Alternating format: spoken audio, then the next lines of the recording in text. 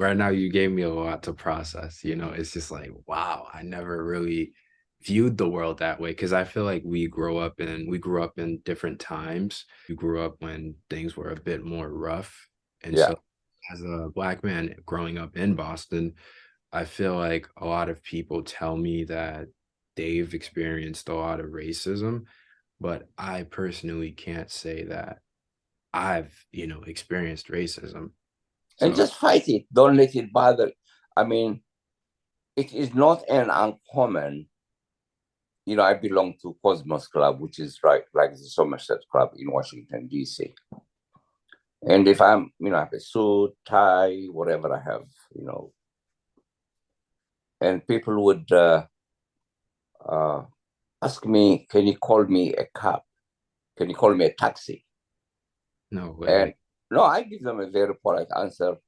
I guess you have to wait a long time.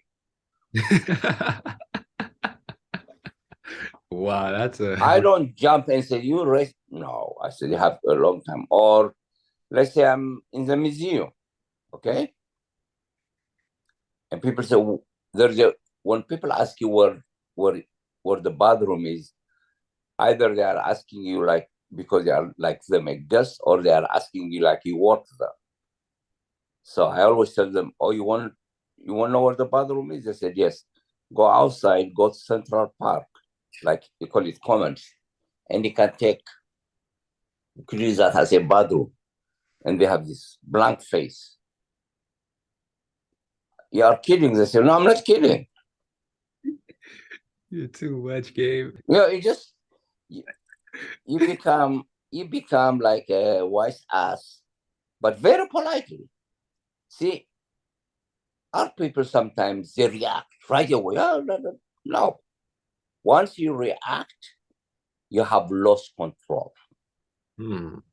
If a person is doing something that he thought is demeaning, just just say it, and before you know it, is you put them into shame. Then you have a control over it. But if it bursts, I have a driver, okay, here where I live, Black American. We go to New York all the time. I sit in the back. We have a Jeep Cherokee. If a person cuts him off, he said, "Oh, that's racist," he will say to me. I said, "Chris, why do you say that? Do you know the guy?" He said, "No." "How do you know the guy? You were black and I was black." And then if a black person cuts him, or a woman, she said, "What a bitch."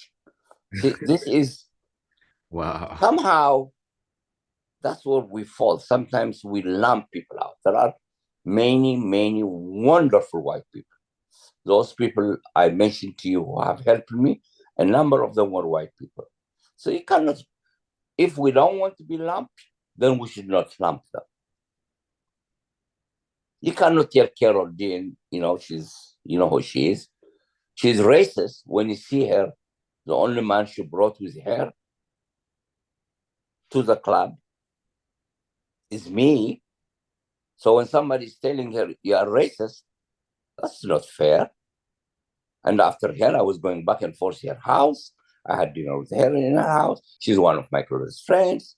So we have to be also very careful, Yeah. not to generalize.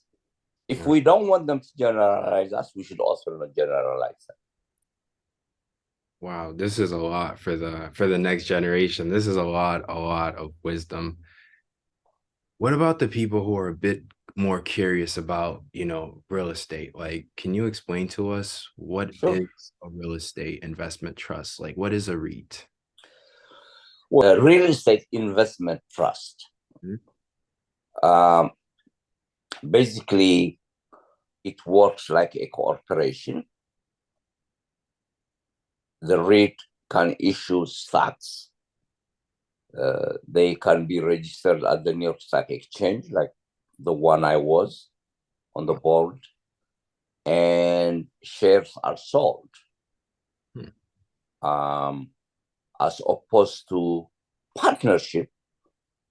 In real estate, partnership means Rico and Gabe decided to buy an apartment complex. You own 50%, I own 50%, or you own 6% or 30%. Just two individuals or two companies owning it. In a REIT, it's like GM or IBM.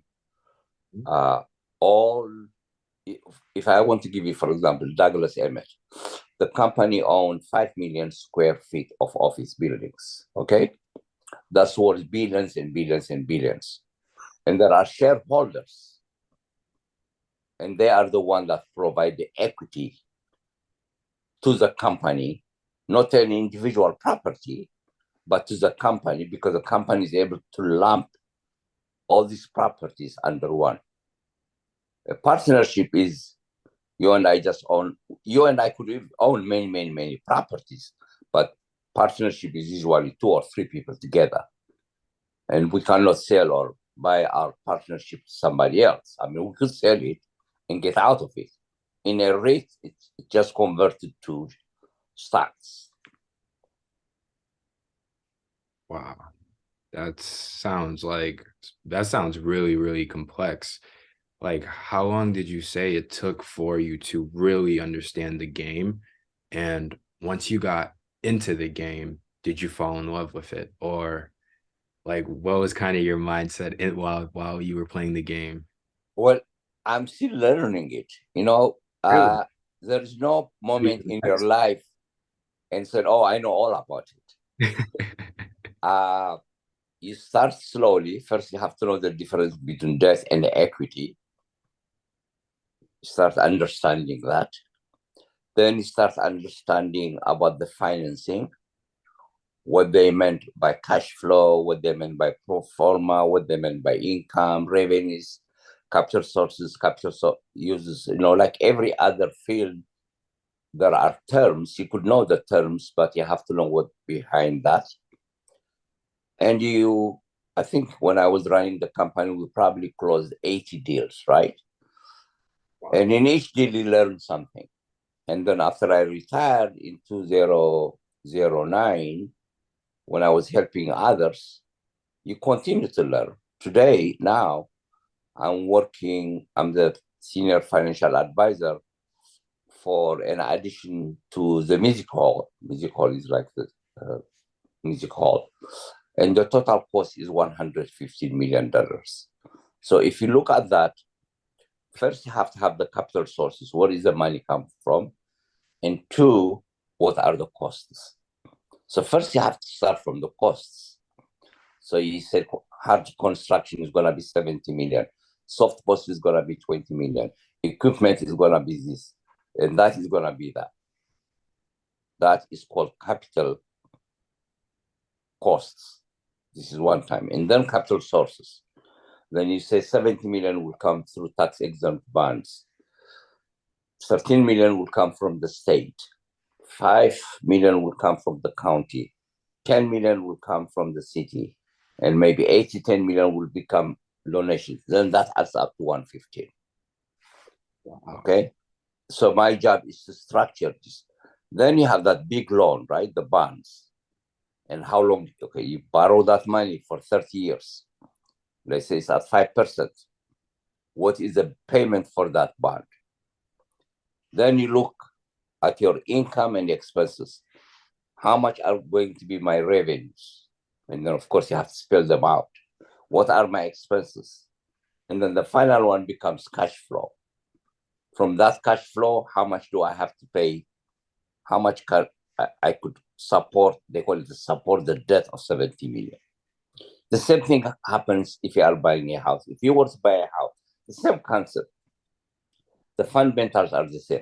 You want to buy a house in Boston for $400,000, okay? Because this is your home, normally they would want you to put 20% down. That's called equity. Mm-hmm. All right? So somehow you have that $80,000, not money borrowed, but money saved. If you take 80, then you have $320,000 you need to borrow. Then the question becomes, how much money do you make? That becomes your income. Can you support that? That 30%, your 30% of your income should equal the amount of your monthly mortgage. Let's say in this case, it's going to be 2,000, which means your income has to be 2 times 3. It has to be 60,000 or something like that. Wow. That's a lot to take in. Well, if you have been doing it for a long time, it's So not it's that like really, complicated. really simple. Yeah. And which brings me to our final question of the day So is, how important do you think home ownership is? Do you think people should be owning, or do you think people should be renting? ideally, home ownership is much more beneficial to the family. One, the trend has always been the value of homes do appreciate. Not all the time, but they do appreciate. Two, you get some tax benefits for the interest payment. Hmm. Okay. Now, if you look at the country, we talk about 330 million people, but then you should count the country into many households. Okay. Whether you have 3 children or 4 children, it's counted as one household. So there are 113 million households. Wow. Out of these 113 million households, 65% are homeowners. Hmm. Now, the cost of homes, they could range from X to Y. And 35% are renters. Out of these renters, 80% are renters by income. In other words, they don't have enough money to buy a house. By their income, their virtue income, they cannot. For many years, I was a tenant because I didn't have money. 20% are what you call homeowners by choice. Maybe they are getting divorced from their spouse, or maybe they don't want to own a house. So when you ask me the question, which is better, if you can afford it, owning a house is better. Hmm. Okay? By the same token, you don't want to take the debt and own a house, and then you end up being foreclosed, and you lose that $80,000 you put it here. Wow. So when the house gets foreclosed, you actually lose all that money that you previously. Absolutely, you do. Oh my So God. if you remember when they talk about the real estate slump, where people during the mortgage collapse, they were pushing home ownership. They were pushing people who could not afford to maintain the house. So the little money they saved to put it under, when the market went down and they could not afford to pay it, they lost it. Yes, they were sold a bill of goods. And those companies, one was called Countrywide, one was called Washington Mutual. They were just running around and loaning people who should not be loaned money. Wow. That So, is geniusly evil. yeah, and the borrower thinks, oh, I'm getting, no, you're not. You're actually losing. Wow. Damn. Well, I know I said the last question, but this is really, really the last one. What books have shaped you? Well, I am a voracious reader. I read all the time. I don't remember any time I have not read. I like to read, well, I don't like to read novels. So I go from wanting to read about philosophy, about history, about DNA. I'm able to do that because I've gotten into audiobooks. In audiobooks, you could read many, many, many books faster than reading, wherever you are, whether you are traveling, whether you are lying in bed. With books, you cannot do that. So I think the future is in audiobooks. Now, when you listen to the books, you may get 75%, while if you read the book, you may get 85%. But in audiobooks, you are reading more books. So which is better, to read more books, only getting 80%, or to read less books and getting more? So I chose audiobooks. Wow. Gabe, thank you so much for giving me this interview. You've given me so much wisdom. Like, I am forever indebted to you for this wisdom because No I've problem. a lot, and the next generation will appreciate this as well. So I want Thank you. to thank you for them as well. So, Thank you. thank you, sir. Bye bye.